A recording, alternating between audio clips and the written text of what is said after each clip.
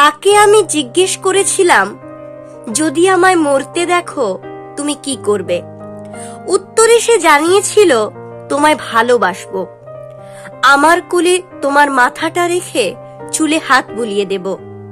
আঙুলের নরম স্পর্শে আরামি তুমি চোখ দুটো বন্ধ করলে তোমার মুখের দিকে এক দৃষ্টে তাকিয়ে থাকব।